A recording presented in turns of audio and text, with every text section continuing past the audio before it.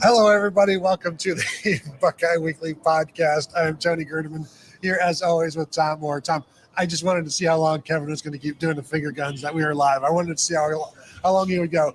Tom, how's it going? Tony, I'm back in my native habitat, which is always nice. It is, under a portico at a hotel. Yes. We're in lovely. We're East Brunswick, New Jersey. We have changed location several times in the last half hour or so. We're East Brunswick, New Jersey. My phone says New Brunswick. Well, are they next to each other? Yes. East Brunswick is actually east of New Brunswick. Is that right? There's a little local flavor for you. Waiting for the Ohio State Buckeyes to arrive. They have landed at Newark Airport, which is like half an hour-ish from here, and they are on the way, so we will see them. Their arrival was supposed to happen at 6:10. Now it's more like 6:30-ish, and it's always a little ish around here at rush hour, especially on a Friday. But we'll see Ryan and the Buckeyes fairly soon. Yeah, we'll be here live when they arrive, and obviously we'll have Ryan Day's comments, see which players show up. I assume most of them, maybe most especially, be looking for Emeka Egbuka again. Yep. Not that it meant anything last week when he showed up, because he didn't play, but I do expect him here this week. I do also expect him to play. At some point, you got to play him. Of course, there's always the surprise guy who didn't show up, but it's hard to keep track of that one because you're not necessarily looking for the surprises. Right. Yeah. So, but we'll have all of that here for you. So, if you want to go ahead and throw some questions in the chat, Kevin will get to them also. Tony's wife would also like to remind you to hit the thumbs up button. Please hit the thumbs up button. The last one we did got a bunch of thumbs up because we asked, and it's easy to do. It's a free way to support what we're doing. So if you got questions about Rutgers or whatever else is going on in the college football world. Whatever is in the news today, who's to say? Who's to say if something like that would interest you. It was an interesting drive. Drove here, got on the road early in the morning, and every now and again somebody would be like, oh, something about the Michigan thing has happened, and now people are saying this about it. And someone else would chime in with, is it stupid? And the answer would almost certainly be yes. So, yeah, that is we're more than willing to talk about that as well. We'll talk about anything, but of course the main subject is Rutgers, Ohio State, tomorrow, 12 p.m., 6-2 Rutgers, bowl eligible, so they could just pack the rest of the season in, and they might. But they do have one final game at the end of the season against Maryland, which could be a win. So maybe a 7-5 season for them would be, 6-6 would be fantastic.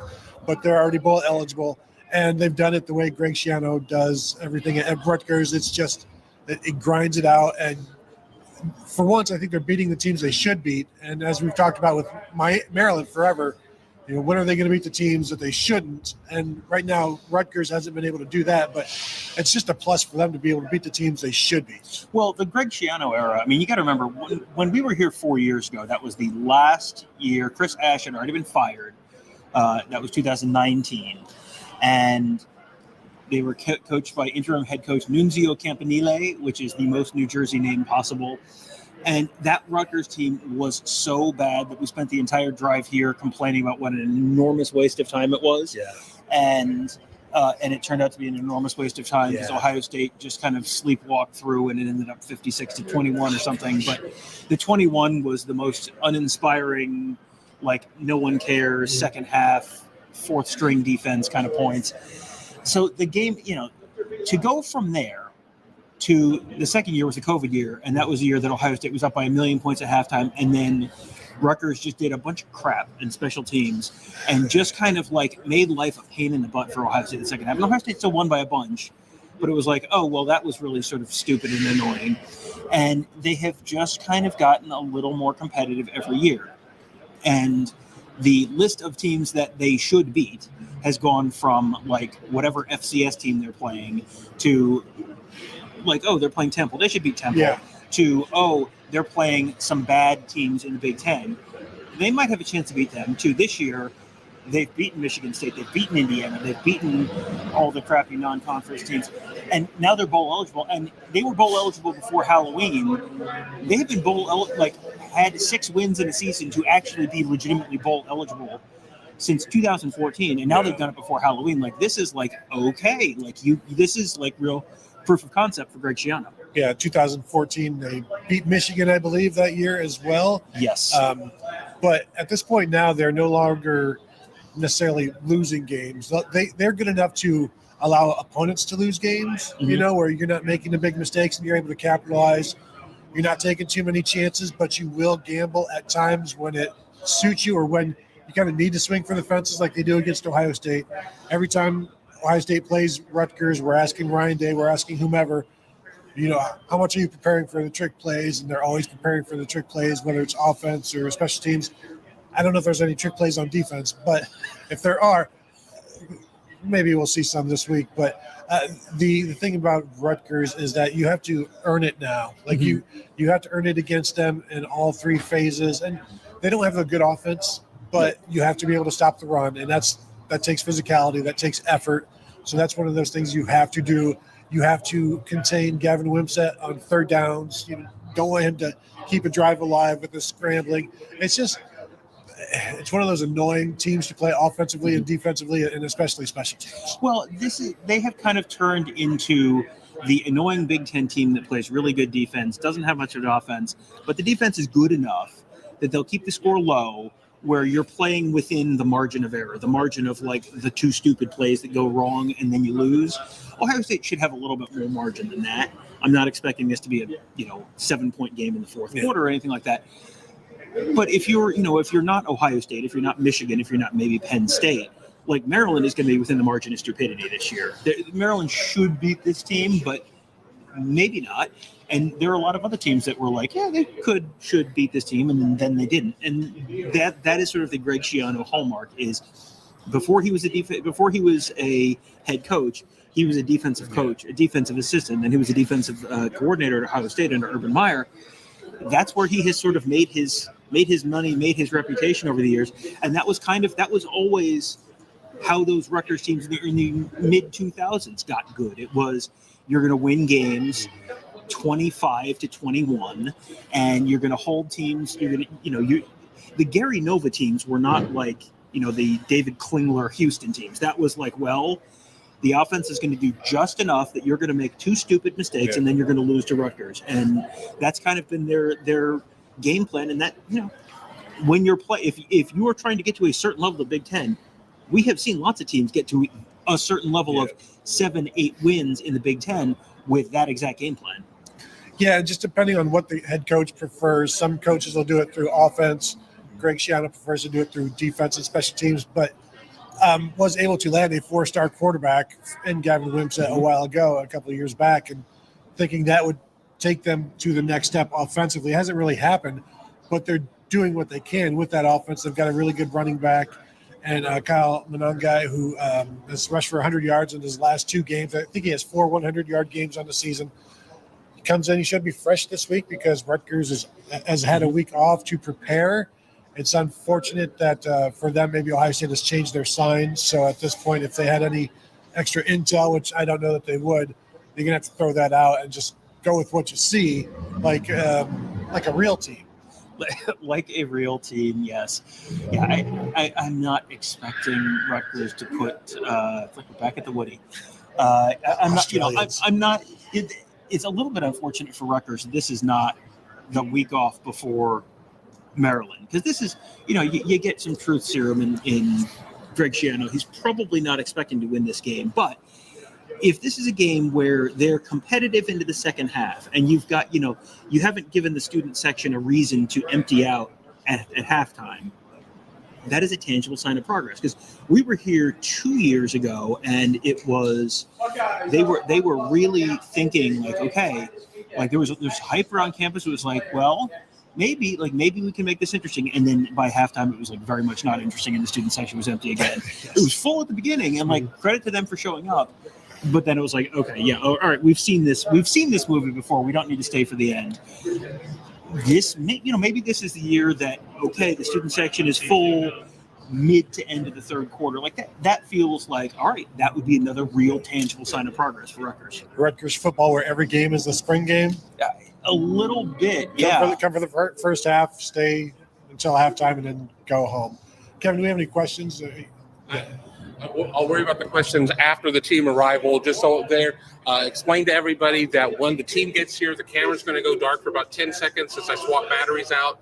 Tony's got the hot mic that we'll use for the day interview, and just bear with us, everybody. I love production meetings during the show.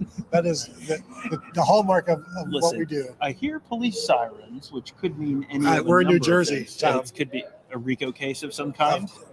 I mean, if you're Showtime. All right, so here we go. All right, so We're going to go dark for a second as the team arrives, and we will pop back and.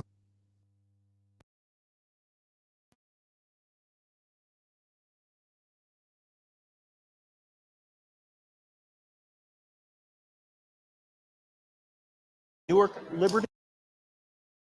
Oh, wow. Liberty Yeah, and International. it's very close to the Statue of Liberty. So here we go. The Yes. police have arrived. The bus has arrived. And Ryan Day will be generally the first one off the bus, and we'll jump in here and get some words from him, as there's plenty to talk about. Here we go. You see him pulling in. Everybody's got. Here we go. Ryan Day in seat 1. 1A, Ryan Day. Hopping off the bus right now. We're going to grab him. We'll have some words.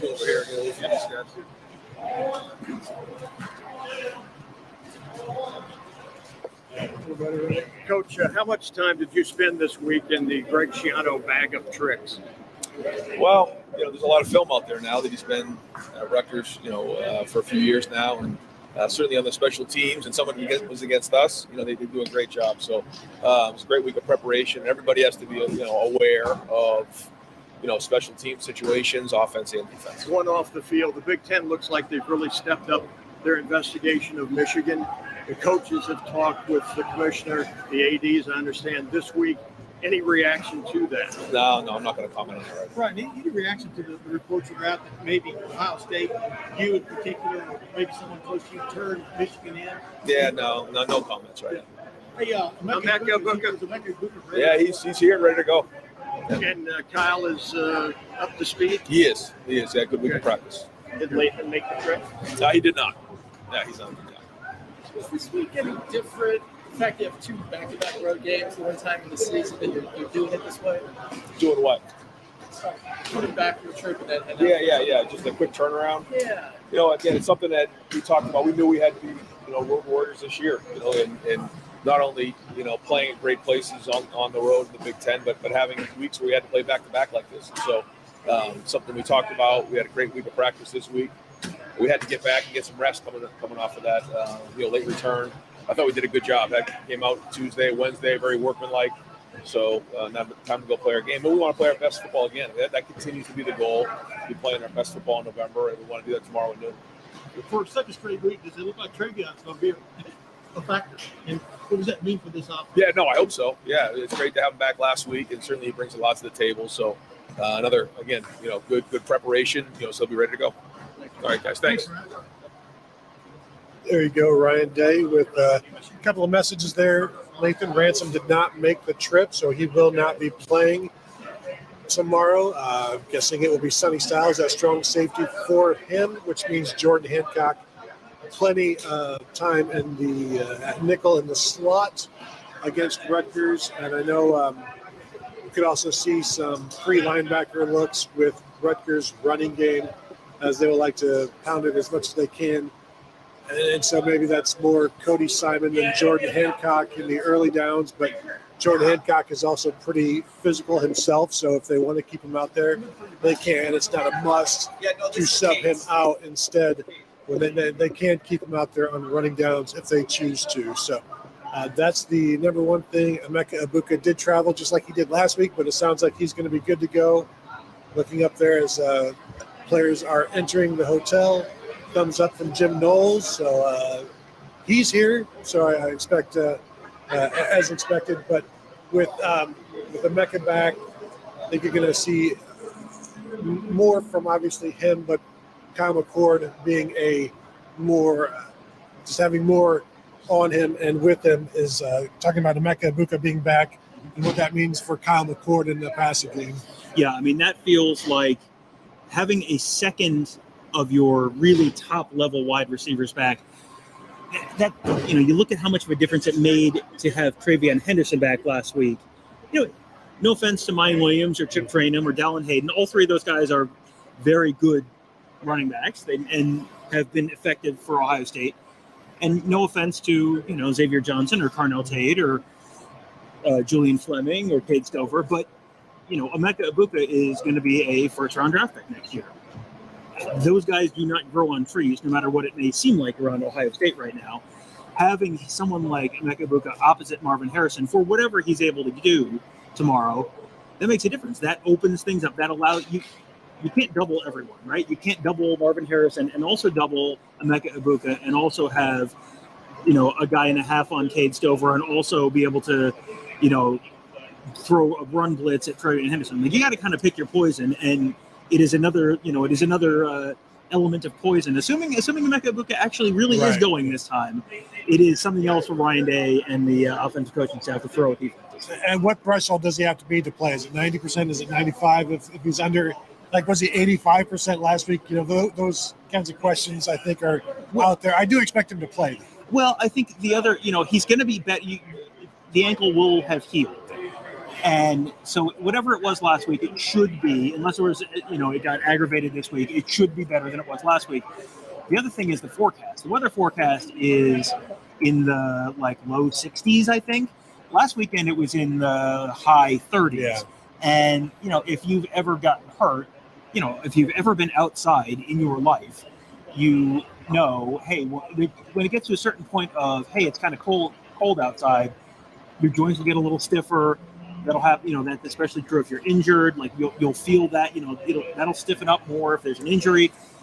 If it's going to be 60 degrees and sunny on a dry track, that should be that should be as good an opportunity as you have to get him back on the field. Yeah, and this will be the first time since whenever Travion Henderson suffered that cheap shot against Notre Dame that they're going to be this close to full strength offensively with their top three receivers, top running back, top tight end, all healthy and out there. And so that makes everybody more formidable, makes the running game better, makes the passing game better, makes Cade Stover more likely to get open downfield or whatever. Get targeted at least once. Exactly, because you can only focus on so much.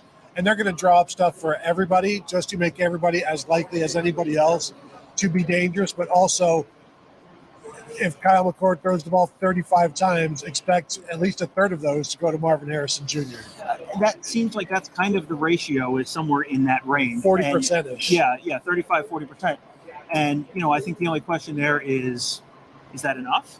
Why not more? Why not more? And this is Marvin Harrison, they've been without Emeka Egbuka for a while. It has not impacted Marvin Harrison's production in any meaningful way, except maybe to make it go up. He has 4 straight games of 100 yards or more receiving. With another 100-yard game on Saturday, he could tie the Ohio State record. Tony, there are 2 Ohio State Buckeyes who have had 5 consecutive 100-yard games. They played roughly 30 to 35 years apart. Can you name them? Yeah, I will go David Boston? No. Terry Glenn? No. 35 years apart. Yeah, I'm not going to be able to do math right now, but did Garrett Wilson do it? Very close. Jackson Smith and Jigma did Jackson Smith and Jigma. And then so he did it in 2021 and 30, so 1996, Folks, 86, Chris Carter. Chris Carter. Boom. There we go. Told Boy. you. So I had to carry the one. See, but it's my fault for giving you a hint that it made you do math, which therefore made it harder for you to get the answer correct. But I got it. Boom. Roasted. Eventually, yes. Our eventual returning champion, Tony Gerdeman, back again. Well done. Yeah. So, I mean, if you're in the conversation of Chris Carter, Jackson Smith and Jigba, and all the other names you just named who haven't done this before. Right. That's and the thing with Marvin Harrison is there's so much other stuff to talk about with him that I feel like that hasn't gotten talked about that much this week. That we've gotten to Friday evening, and that's the first time we've talked about that all week. It's just like Ryan Day talks about making the routine plays routine. Marvin Harrison makes the extraordinary seem routine pretty routinely. Yeah, and it almost brings about diminishing returns in a sense as you watch it. You're like, yeah, that was a fantastic catch, but we've seen it before. It was 26 yards, and it was like all of his other fantastic catches. But when you look at a highlight package total, it's like compared to somebody else, see what they can do, and he separates from everybody else quite a bit with what he does. So, Kevin would like you to scoot a little bit over to your left. See there. Boom. Use your words. I said, No, not you. Him. we're good. We're Okay. good. We're good, Kevin. See, not in front of the people. We've already done a production meeting, and we don't need a production argument. Kevin, do you have something to say? I'm fine. See, Kevin's being the bigger man for once. I meant not like that. I'm saying usually. Anyway, so let's talk a little bit about Lathan Ransom, Oh yes. because that was one piece of news that we were sort of anticipating, Yeah. but wasn't official until Ryan Day said, hey, he didn't make the trip. So guess what? We don't need to wait for the availability report. Yeah. He's not playing tomorrow. What does that do in your mind to the back of the Ohio State defense? Yeah, and I was talking about that a little bit after Ryan Day got done. It's Sonny Styles now at strong safety. Jordan Hancock, I think, is going to play a ton at nickel, but when he comes out, are you putting Cody Simon in there as a third linebacker? I've also said that when you are that nickel like Jordan Hancock, you have also been able to move to play deep safety depending on the way the offense shifts. So he's done some of that this season. So maybe they would be okay with keeping Jordan Hancock and Sonny Styles out there, regardless of if it's third and long. Then you bring Sonny Styles maybe up and you move Jordan Hancock back, or you do something like that. But I expect both of them. Obviously, Sonny Styles may never come off of the field while the game is still in doubt. Jordan Hancock may sub in on short yardage, but he's one of Ohio State's 3 very physical corners. So it's not like you need to bring him out to help the run game. Although with a physical attack like Rutgers, it won't surprise me if they go with some Cody Simon. But also, if you're gonna blitz a quarterback like Gavin Wimsatt, who is athletic and can get away, you might want to go with, because they do like to blitz from the nickel spot, you might want to go with somebody who is quick and agile and athletic and can maybe chase somebody down like a Gavin Wimsatt. Yeah, it feels like this is a game where you're going to be much more concerned with the run game and run support than you would with, hey, are they going to pop you over the top? That's just not really what Rutgers has done. They have capable wide receivers, but they have not, that's just not an explosive offense. And this is, not the first time they have played not an explosive offense this season. That's kind of been the story of a lot of these games. Leading receiver for Rutgers, my phone is disappointing me right now, Christian Jamel, 294 yards, 12.8 yards per carry. Yeah. McKay Jackson, he's a transfer from D2 California University of Pennsylvania, 290 yards on just 17 catches, 17.1 yards per reception. He's kind of the big play guy. But 17 catches through 6 games is you're not making your money there. And he has not had a touchdown. He's hit longer receptions, but not actually scored a touchdown yet. So they have guys who can catch the ball, but that's they have not had a lot of big plays, but they also have not allowed a lot of big plays, which reminds me we need to do our bold predictions live here with headlights and a loud diesel motor right behind us. Now Rutgers is throwing for about 140, 150 yards a game. So I wonder if you even want to blitz him or if you just let him stay back there just to keep him contained and try to throw it and see how you can handle that. Just keep stuff in front of you. But they aren't a big play offense. Ohio State is not a big play defense in terms of giving up big plays. So I feel like you could probably do whatever you want. I will say they hit like a 72-yarder out of the gate against Michigan. Yeah. With some a bad coverage and a missed tackle for a catch and run for a long touchdown. But that was about the extent of what Rutgers did against the Wolverines. Yeah, they have not been able to do anything consistently, which is one of the reasons if you're not hitting huge plays, then you've got to be real consistent and you got to stay on schedule. And the run game's been pretty okay. the pass game, Wimsatt's throwing like completing like half of his passes. It's not, if you're completing 50% of your passes and you're not hitting explosives, you're not going to be able to sustain a lot of drives. And that's where they kind of run into trouble. And, the way Rutgers has been winning games this year has been score in the 20s and hold the opponent into the teens. That's probably not going to be real easy for them on Saturday. No, I'm not expecting many points from Rutgers, and I'm expecting more than enough from Ohio State. I'm just going to go out on a limb. Yeah. Do we have questions? Do we want to do bold predictions? Let's do bold predictions first before we get to. Okay. So Maybe the shuttle. we had. Do we want to spin the camera in a different direction? I keep moving it so you're blocking out the headlight. Oh, If you okay. guys wanna swing Got it. around, We can do that. Okay. Now I'm trying to remember the name of the band that did the song One Headlight. It was Jacob Dylan, but I don't know what it was. Yes. The Wallflowers. There you go. The little more. bold Better. prediction. That's the only time we talk about the Wallflowers on the show this season. Bold prediction. So we sort of have already started pre-arguing about this. Neither Ohio State nor Rutgers has given up a play of 40 yards this season. I am not suspecting that Ohio State will allow one, but I suspect that Rutgers will allow one for the first time this season. So I feel like we've already basically both sort of planted our flag on the top of this particular mountain. So I feel like one of us needs to take a 40-yard play for Ohio State, and one of us needs to take like two 30-yard plays for Ohio State. Well, I was also thinking, what if Rutgers hits a 40-yarder? That's a 2-pointer.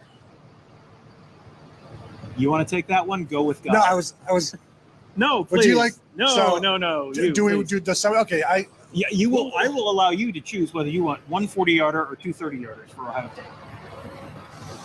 I will take Tom. Oh, that's the wrong choice. Oh, sorry, you didn't say it yet. Go ahead. I'm going to go one 40-yard play from That's the Ohio wrong State. choice. Come on, they're going to have two 34-yard plays. Then you can have that one. No, two plays of 30. Two plays of 34 for 3 points. The two plays of 34 or more for 3 points. No. Two plays of 30 yards or more for 1 point. Okay, that's fine. So I have two plays of 30 yards or more. You have one play of 40 yards or more. Okay. There you go. Now, Kevin, are you writing these down? He said no. Okay, so who wants to go first? Second. Go ahead, Tom. wow, so many great ideas all brimming in my head right now. Do you want to hear mine? I was going to say, I would like you to go first. Okay. A Buckeye will score a touchdown from within 3 yards, either way, of their jersey number. A Buckeye will score a touchdown from within 3 yards of their jersey number. Like, so Okay, Marvin Harrison, like Harrison 15 to scores 21. 15 to 21. Denzel Bird, Emeka Abuka 7 to from 13. -1 to 5. I think I'm going to need. Do you want to make it 2 yards instead? Like 2 yards? either Yeah, way? 2 yards is good. 2 yards is better. For 2 points. Yeah, you're right. Yeah. Now we've got my head spinning so much that I'm like, what is Travion Henderson's jersey number? 32. Yes. Okay. So if he hits a 34-yarder, that should be like a 3-pointer. But we're just going to keep these to 1. All right. Yeah. Okay. That's good. Like, We've never done anything like that before. We have never done anything like that before. That is very creative. I like it a lot. So within 2 of the jersey number. Okay. Let's see. Now remember, we are live, and we can't just him and haw. Yes. You've got to be thinking of these. Yeah, You got to be thinking of these. Well, I'm trying to think of one that is Rutgers does not do something very impressive on offense. Everything. Gavin Wimsatt finishes with less than 100 yards passing. Yeah, I like that one. He would have done that against Michigan State for the 70-yarder because he finished for with 150. Aside from the big play, except for if you want to exclude his longest pass, I will be happy to take that. Here's the thing: I think that will happen, is likely to happen, but it's a good number. Mm-hmm. Like, so I'm going to allow that one. Under 100 yards passing for Gavin, or is it Rutgers passing or Gavin Wimsatt? I bet we better go. I said what I said. Gavin Wimsatt. He has to play all 4 quarters. He has to play both halves. Okay, but at least 2 quarters in the second half. All right, 4 quarters. Both halves. Yeah, that's fine. If they knock him out, they knock him out. You know. So, all right. So I'm gonna. Should I go back to when you put on the spotlight? We now have 2 1-pointers each. I think last week we just did 2 1-pointers and a 2. two. And last week, just so people know, we didn't get anything right except for the free ones. It turns out when you have to make this stuff up on the top of your head, Yeah. you don't have a chance to go, is this at all realistic? And the answer a lot of times is maybe not. So I don't know what the top rushing performance that Rutgers has allowed this season. And Tom, there's no way you're going to be able to figure it out. But I'm going to say, how about this, Tom? 180, 220. 180 rushing, 220 passing.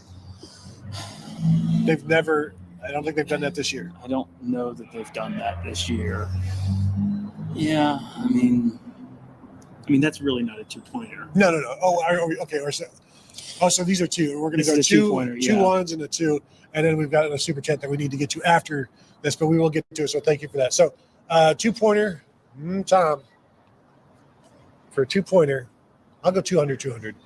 200. Okay. Yep, that's good. All right. For 2 points,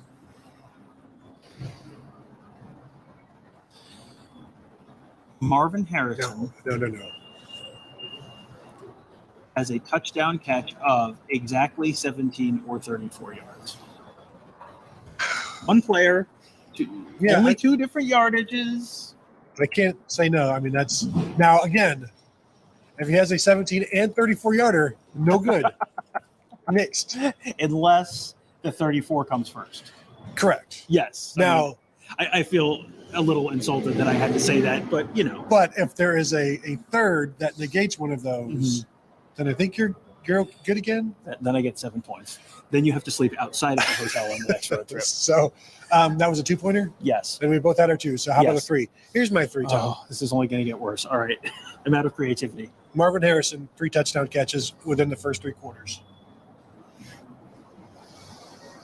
Feels like a 2, but I have only picked Ohio State to score 27 points, so I guess I have to allow it. That really does not feel like a 3-pointer, but okay. I mean, he's never done that before. Okay.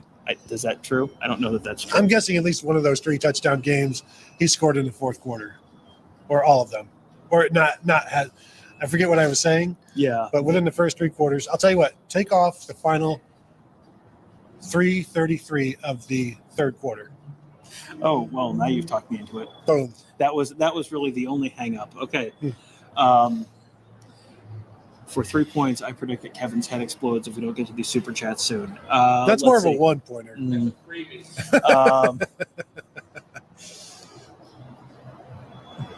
Jesse Mirko. No. Yeah. Oh, come on.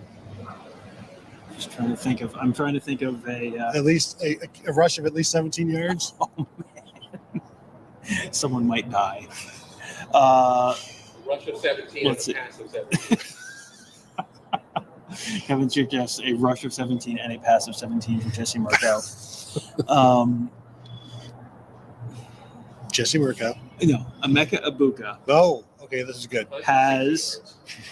Emeka Egbuka has 75 yards receiving and a touchdown. At least 75 yards and a touchdown. That's his average. Yes. What has his average been the last 3 weeks? I'll tell you what. Same. I'll tell you what. Let's trade. I'll take Marvin Harrison scoring 3 touchdowns. Okay, I'll take 75 yards receiving and a touchdown for Emeka. Okay. Yeah, 3 points. Good. For sure. All right. Yeah. And now again, first 3 quarters minus the last 33. Yes, of course. All right. And entirely reasonable. The free bold prediction for you, Tom, is that Dallin Hayden. No, I'm not going to go there. Your freebie is that the DJ inside Rutgers Stadium plays loud club music at some point during the game. Okay, all right, I'll take that. That one has already hit. Yours is that there will be at least one cannon blast from the Rutgers Frontiersmen. New Jersey was not really considered part of the frontier, but okay. Yes, it is. Club kid? Yes. So, yes, the Rutgers cannon goes off once, and the Rutgers DJ plays some sort of loud club music. Yes. Boom. Before the super chat, I've got to swap batteries again, so we're going to go off for about 15 seconds. Okay, This so is much like the end of The Sopranos, everything's going to go black here, but don't worry. This is be a station identification. Tony's just fine. Ooh, onion rings.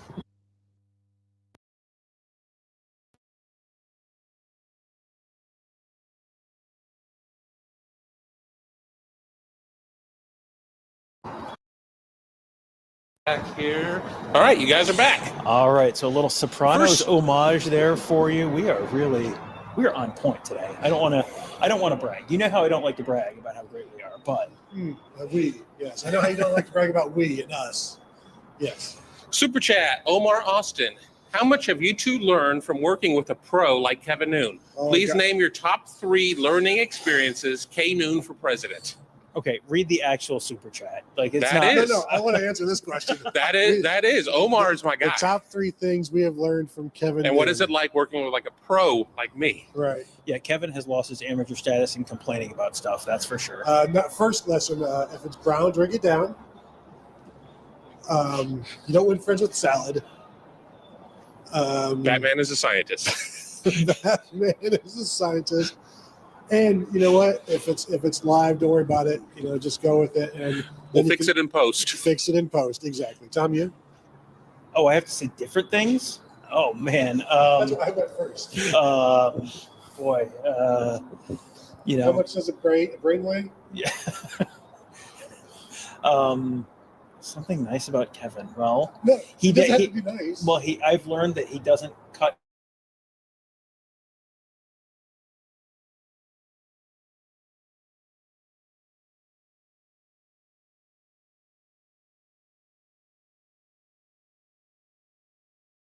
Oh man, have we shared that story on the air before? Okay, so last year, the game where Omar's like, I'm going to do a nice thing for Kevin. Where no. Okay, thank you for the super chat, Omar. So last year, after the Northwestern game, which the wind is blowing 60 miles an hour, and I just want to die the entire game. And we get back to the hotel, and we're like driving back to the hotel. It's like, all right, we're just gonna like order some pizza. And I remember very clearly saying, just like, we don't need to get anything fancy. It's fine. I just want to get something. Just get something where we know what we're going to get. I just want to have something where we know we're going to get. I don't want to have to wait 2 hours, whatever. Like, let's just get something where we know we're going to get, because we're exhausted. It was late. It was just like, and we have a lot of work to do. So Kevin just ordered Papa John's. It's fine. That's not what we normally choose on the road. It's fine. Get Papa John's. Kevin orders the pizzas. The pizzas arrive. Tony, they had crust. Yes. They had cheese. In fact, They had toppings. indeed. Tony, what was not in that box? Any of the 3 boxes of pizza that we have received that evening. There was not any pizza sauce on said pizzas, because what happened, Tom? There's a box that you could check The app was very confusing. on the app to order where you could select sauces. And Kevin, thinking you had to ask for the garlic butter sauce from Papa John's because he's never been there before and didn't know that you get that for free, selected the sauce for the pizzas as garlic butter. And so that's what we got on our pizza rather than sauce. It was crust, garlic butter, cheese, and toppings. Not great. It was not great pizza. Pretty dry. Not exactly what I would have ordered. It was Ryan Day's brother's fault. It could be. I still think it was Kevin's fault. But you know what? We learned that day, 1, don't make that same mistake. 2, don't let Kevin order pizza. Less responsibility? Sign me up. You're responsible for the next super chat. Tell us what it is. Mike Farino, Doobie-doobie-doobie. 2-pointer. A coach will go across the field as a result of something the other team did. Oh, That's a man. one-pointer. That might be a one-pointer. Rick Ciano was asked about that again. If you're not remembering last year's Rutgers game, because you have more important things to put in your brain. Towards the end of last year's Rutgers game, 4th quarter, Ohio State's up by 1 billion points. Ohio State lines up to punt. Rutgers just didn't line up correctly. They just didn't have a person on the end. So Jesse Mirko, Ohio State's punter, had been told, well, the way he punts is he catches a snap, he starts rolling right a little bit, and then he kicks it. But he had been told, like, hey, if the other team is not lined up and doesn't have anyone there, just go ahead and run. Like, he was not told that immediately before that play, but he was told that, whatever, earlier in the season, whenever it was. So he takes a snap, no one's there, and he takes off running, and he runs 30 yards for a first down on a fake punt when they're up by like 30 points in the fourth quarter. He ran and was hit out of bounds. He ran out of bounds and was hit by Rutgers' punt returner like a yard or two out of bounds, drew a flag. It happened right in front of Ohio State's bench. That meant there were a lot of Ohio State players there that were not super thrilled about watching their punter get lit up out of bounds. And so then that guy and a couple of his teammates got surrounded. Greg Schiano came sprinting across the field, and a really angry confrontation between Greg Schiano and Ryan Day ensued. Greg Schiano said this week, like, look, I was not upset about the fake punt. I was just worried about my guy being over there. No hard feelings, water under the bridge, all that kind of stuff. But, if it happens again, I'm going to start to wonder if the water is not, in fact, under the bridge. I think people need to remember this is how the Mad Max theatrical universe began. It was a football thing like this where just somebody got hit and a riot began and boom, apocalypse. So make sure that doesn't happen this time. All right. I think we have 7 more super chats in the queue at least. Okay. So We love you guys. Mike Smith, I heard there's a big game at the end of the month where there's apparently animosity for each other on both sides. Is this QB the best OSU will face as far as running ability for that game? Yes, I heard somebody else talking about that today in terms of That was me. Oh, yeah, it was, wasn't it? It was Kevin. It was Kevin doing one of his radio hits. Normally, that's number 4 I've learned from Kevin. Boom, great job. Right here in front of everybody, got to witness that. But in terms of Gavin Wimsatt being able to run the ball, J.J. McCarthy, I think obviously I've seen more McCarthy than Wimsatt, but I think McCarthy is the best runner in the conference in terms of his escapability, but also he's tough to bring down. He's pretty smart with his legs in terms of he's not getting himself in he's not taking any hits. Now, I haven't watched enough Rutgers to see Wimsatt do that, but they're both dangerous runners. This is a good, in a scout team type of way, a good look at a guy who's going to be running the ball in a similar fashion that J.J. McCarthy would at times, but it's not the full effect. Yeah, I like the idea of Michigan or Rutgers offense being the Michigan scout team. I think the big difference there is J.J. McCarthy will get out of the pocket and throw the ball downfield, find open receivers. The receivers J.J. McCarthy has at his fingertips are going to be better. The arm that J.J. McCarthy has is going to be better and more accurate. So, this is going to be like poor man's J.J. McCarthy in a way. It's not a bad way to look at it in terms of like, this is something you want to try something, like, yeah, sure, try something here and see. But yeah, it's not. I mean, this is definitely not a 1-to-1 thing. Super chat, Philip Pulio. It's pork roll. Always was and always will be. Philip Pulio, a South Jersey person, apparently.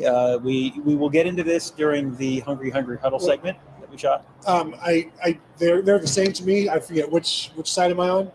You are on the Taylor Ham side. Okay. All right. So it is a pork product. It's like a breakfast meat, essentially, that is a New Jersey thing. I had it for dinner. Tony did have it for dinner. You had it for an early dinner. We hit the first early dinner. We had the early word at the diner. Old people dinner for our Hungry Huddle segment. It is just like a fried kind of pork salted meat product. In North Jersey, they call it Taylor Ham because the Taylor Ham Company was. Tom, I would say it's like, not to interrupt you, it's like if bologna and salami went to the gym and did some tanning and some laundry, and then you threw it on a grill. So in North Jersey, there was the Taylor Ham Company, and so it was called Taylor Ham because it's like Kleenex or Xerox or something like that. South Jersey, they just call it pork roll, so there's a big North Jersey, South Jersey divide. And what are we again? Are we Taylor Ham? Taylor Ham. So is Mellow number 7 with the super chat. It's Taylor Ham all day. Thank you. Thank you. You are a true American and Now, patriot. here's, Tom, I'm going to tell you this. When in Rome, you order what is on the board, what they call it. That is what you call it. If you don't want, you don't go to Wendy's and say, give me your version of the Whopper. You say, I will have the junior bacon cheeseburger. You go, if it says Taylor Ham, if it says pork roll, that is what you order. You don't see, yes, I see you have the pork roll. I will take the Taylor Ham. It's not cool. It's not It's It's not kosher. it may not be. Pork products famously, very rarely are kosher. Yes, Tony, thank you. Next question. Please. Super chat, West Virginia Buckeye. Good to see you made it to New Jersey. Tom, Tony, and Kevin. How much longer does it take people in the Big Ten to understand that if cheating affects money, then a class action lawsuit can follow from fans? Mesothelioma? Mesothelioma, yes. That's so it is a all good. Really, we missed an opportunity. We missed an opportunity a couple weeks ago, famously, for me to yell, "Sir, this is a Wendy's," at the Wendy's guy, and we really missed a "I'm walking here" moment there that we'll never get back. That we'll never get back. We were talking about the class action possibilities. Yes. I think that feels like that's not going to be an immediate fallout from this. It just like you would have to get through a lot of stuff to get to that. I think right now, let's see how the investigation plays out. Let's see how this stuff plays out, like in terms of what can they prove. I mean, the burden of proof on that is like you'd have to have a really airtight case. Let's see what the proof is in terms of the Michigan piece of this. And, then you can maybe start thinking about something, whatever is step 2 beyond that. Yeah, let's see what the private investigators find out and then go from there. In case you're just joining us, Ryan Day was asked about the report today about something, his brother, something, private investigator, something, computer, something, allegedly. Maybe, possibly, and chose not to comment on that, which seems, to not comment on such a substantive report. Also did not comment on the coach's call with the commissioner, Big Ten Commissioner Tony Petitti as well. So I thought he might. I was not hopeful. I was like, well, this is one of these, sometimes you have to just ask the question and you know what the answer is going to be. There's not an answer, but sometimes you just have to ask the question. I think Clay got to it before I did, but I was going to ask, hey, reports were that the call was pretty charged. Would you agree with that? And then, because the whole thing is, whenever he starts getting asked about this, just like last week, he's like nodding, like, yeah, I'm not going to talk about that. But you were nodding. Yeah. So what does that mean? Yes, no, don't stop the rocket. That's what that is. Kevin? Super chat, Mike Smith. I second Kevin for president. Kevin for president. What would that look like? Kevin who and president of what? Kevin, were you ever president of your fraternity? I was. Well, then you were not qualified to be president of the United States of America. I'm not. It hasn't stopped anybody before. Thank you for the super chat. Omar Austin. Hold on, let me get this one right. Simpson smiling politely. The super chat, Kevin, quote unquote, sauceless noon. Sauceless noon. Noon has no sauce. But you know what? I guess it's better than being called like garlic butter noon. Or is it? Is it not? Well, I think we need to do an A/B test here for the next 6 to 12 months to figure that out. We'll see whether we like that or if we stick with K-pop, which was a name that we liked for him for a while. Kevin even didn't mind it because it was better than Coco. Okay, T-Gek. Super chat, David Greenshield, Harbaugh, over under 2-game suspension before the end of the season. I heard the president will be meeting with the commissioner. So over under a 2-game suspension for Jim Harbaugh by the end of the season. So my inclination, I would really love that to be set at 1.5 or 2.5. Yes. Because I think in order of likelihood, a 2-game suspension is push under over, because I think, it feels like there is some momentum to do something, and as we talked about on the Thursday live show, today's Friday, days are blending together. It has been a week. It has been a month already. As we talked about on the Thursday live show, the Big Ten commissioner has the authority under the Big Ten sportsmanship policy to issue a suspension of up to 2 games without anyone else having to approve it. So he could just do that. And that to me feels like the most likely. I don't think that's 50%, but I think it's if something happens, that's the most likely thing to happen. Because if it's a, rest of the season suspension, he would have to go through the Big Ten's JGEC, which is JGEC is an acronym. An acronym is a series of letters which you pronounce, and they each stand for a word. I don't remember what the words are, but it's a joint group of EC. So essentially, it's like Big Ten presidents or Big Ten leaders would have joint group of emotional criers. I think is what I read on the. No, it's joint group of excellent Kevins. No, that's not it. Yeah, whatever it is, it's like Big Ten presidents and leadership, and they would have to approve any punishment above and beyond the 2-game suspension. You've seen speculation about everything from like both quarters going to be suspended and Harbaugh's going to be suspended. It's going to be professor of the year. It's going to be nothing. It's going to be everything. It's going to be. I think a suspension is probably like the middle ground that allows him to say, "Look, I did something," but not completely. But it could be nothing. It could be a suspension for the rest of the season for Harbaugh, because a 2-game suspension. Let's just say it's a 2-game suspension, and it comes down next week. So then he misses the Penn State game, he misses the Maryland game, and he comes back for the Ohio State game. Now, does that you have presented the the returning hero coming back after being wrongly suspended for violations for the second time in the same regular season? Am I wrong? No, I'm not saying that. I'm just saying what a coincidence that would be to be wrongly suspended twice in one season. But I feel like the 2-game suspension gives them time. You say it's like the minimum. It is technically the minimum or the maximum that he can do, that Tony Petitti can do. But also, to me, it's something that he would do not to appease necessarily, not to just appease, but it will appease while also giving the Big Ten time to do more research and more investigation, talk to more people. Because if they suspend him for 2 games, they have deemed there's enough here to do that.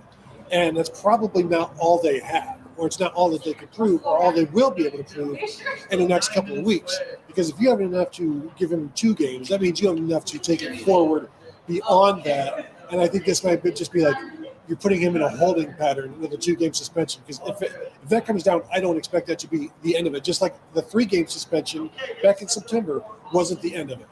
Yeah, and just to remind you, the 3-game suspension at the beginning of the season was self-imposed. That was Michigan. That was not Michigan and the Big Ten, the NCAA agreeing. That was just Michigan saying, "Well, we're going to give you 3 games at the beginning, and then go from there."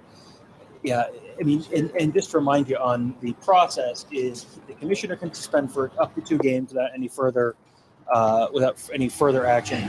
The JGEC, the university leaders group, can, they can put stuff onto that if he's looking to seek something above and beyond that.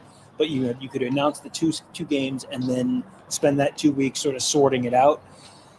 Yeah, I mean, boy, this is going to be such a fascinating next few weeks, because if you don't suspend him this week and then he coaches the Penn State game, but then they suspend him before the Maryland game, like that, then he's suspended for Maryland and Ohio State, but not Penn State, and it just feels like there is not a clean, easy solution here, no matter what they do.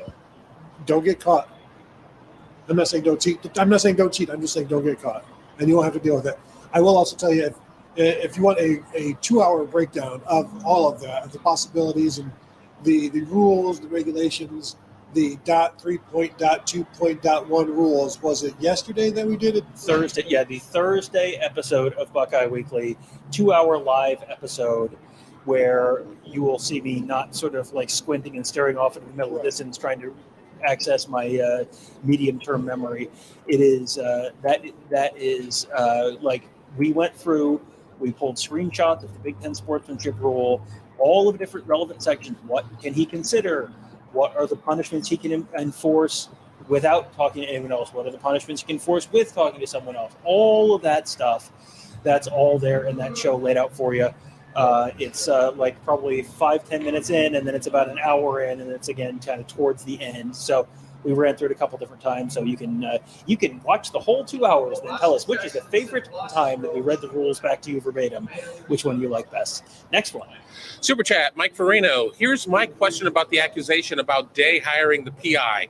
What possible documents could they have found linking Day? Hiring contract is really the only document that should exist.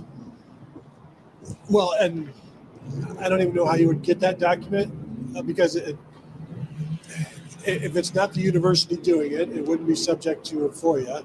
And these are two private individuals, private company and a private individual. So I don't know why one of those two individuals, if it was Brian Day going to his brother, why either one of those would give the information to Michigan, anybody, to the media. Like, how would that get out? Yeah. I've never done an investigation necessarily, and I don't think a lot of other people have either. So I don't know what kind of documents would be out there other than the fact that there is a private investigator in New Hampshire. Do you think it's a coincidence? I would like a little more substance to respond to before I respond to any kind of reporting. I do want to read from Matt Brown of the Extra Points newsletter. He is an Ohio State alumnus, but he is also, I think a pretty reasonable and respected national reporter. I'm just going through, I have to find on his timeline what the tweet was. He talked about, he said, there's the report about, Ryan Day's brothers doing this and yada, yada, yada. Matt Brown says the part that was wrong is that the PI was Ryan Day's brother. So it was not Ryan Day's brother. It is a PI that has done work for the NFL, SEC, and other programs outside of the Big Ten. I do not know, parentheses, and do not believe anybody knows yet, parentheses, who hired him. So, yeah, Matt generally will. Matt is very good at. He is well sourced nationally. Nationally respected. And, was not drawn into this fight. He looked at this and went, no, this is inaccurate. And someone asked him to specify what was inaccurate, and then that's what he said. So I would, of all of the things today, I would believe that. Now, beyond that, who did what and is related to whom and whatever, like, we have spent the last 3 weeks on this whole thing saying, like, don't get out ahead of yourself. Don't get out over your skis. Like, you got to be patient. You got to let stuff play out. Because if you jump out 4 steps ahead of where the current set of facts are, there's a pretty good chance you're going to end up looking like a moron. Like, maybe you're right. Maybe you're right about everything and you've connected all of the dots. But this has taken enough twists and turns in every possible area that twists and turns could have happened that I think patience is probably advisable on pretty much all of the stuff, whether that is stuff that is good for Ohio State or good for Michigan or bad for Ohio State or bad for Michigan. It just, like, I know everyone wants to race out in front and declare victory on whatever, but I would be cautious about.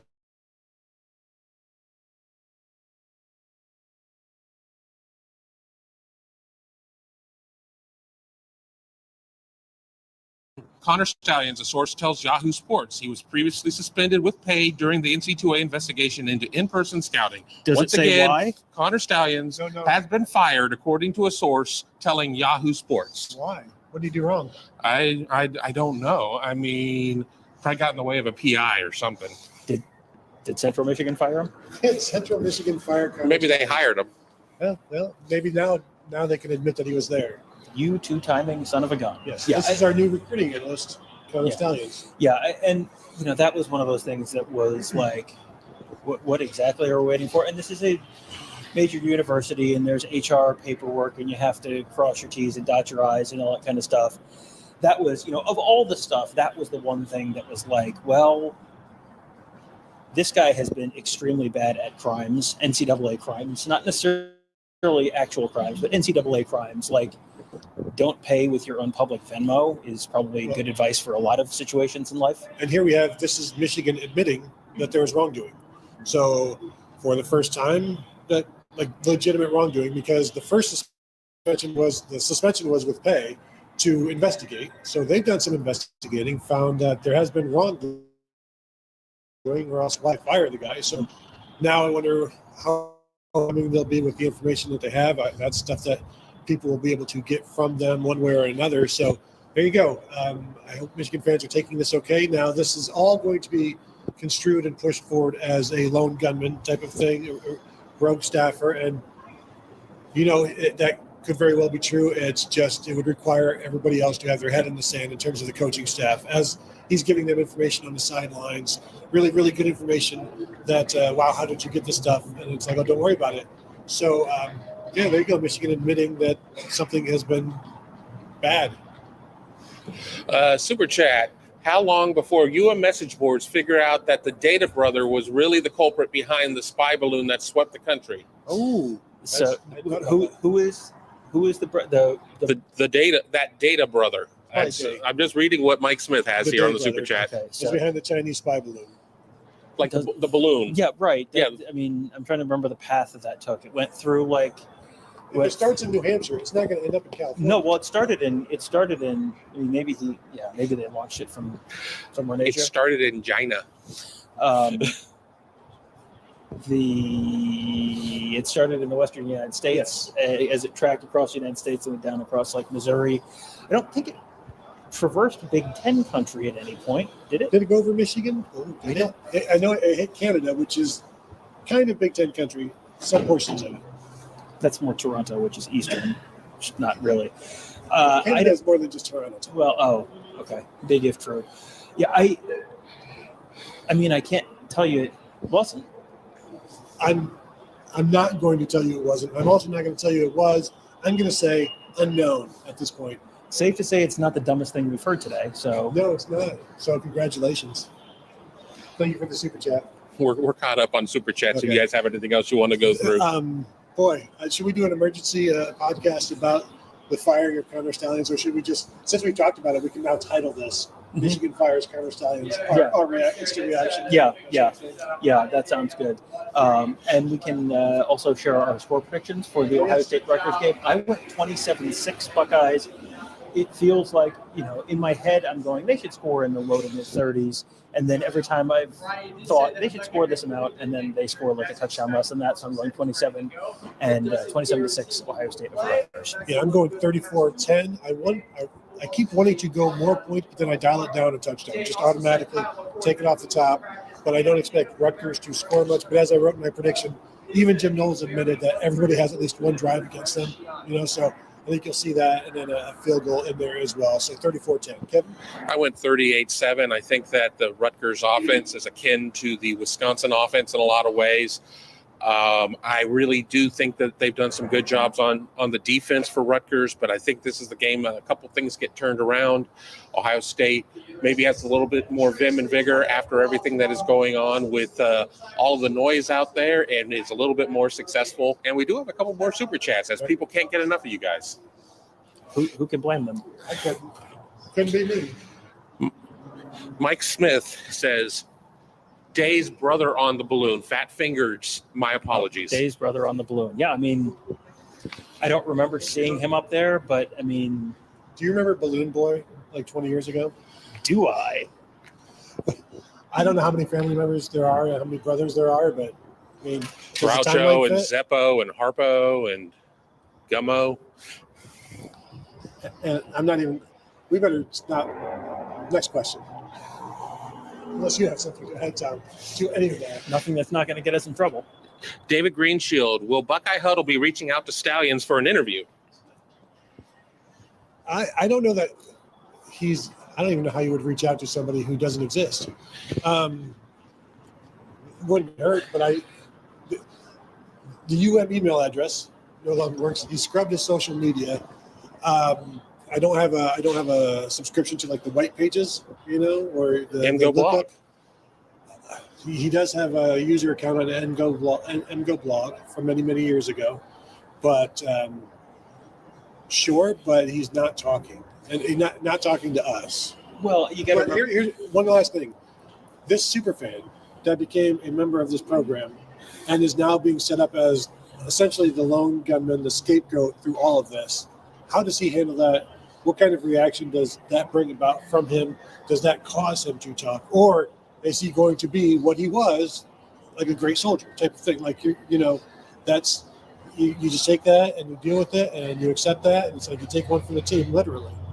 Yeah, I think I would bet on taking one for the team, but you never know. It could go any of a number of different ways. But yeah, I would bet you're not going to see him on whatever E60 or anything anytime soon. The Pivot podcast with Fred Taylor, Former Ohio State basketball coach, former Jacksonville Jaguars running back. It's a good show. Check it out. Just as long as it's not OnlyFans. It is nuts. Super chat. Why Jordan do you guys Kapler. say that Kevin's the worst? Safe to say that wasn't the dumbest thing you've heard today. So what was it that Kevin said that topped it? Who was that OnlyFans. from? Who was that from? Jordan Oh, Kapler. okay. I didn't want to assume. I didn't want to give somebody else credit for. Well, I mean, one of he's the Jordan's only one who questions. spreads propaganda like that. I don't know. It's hey, all propaganda has a shred of truth. Some of it has more shreds than others. Some propaganda is like a bag of shredded cheese. But you push it all together, it's like one big fact.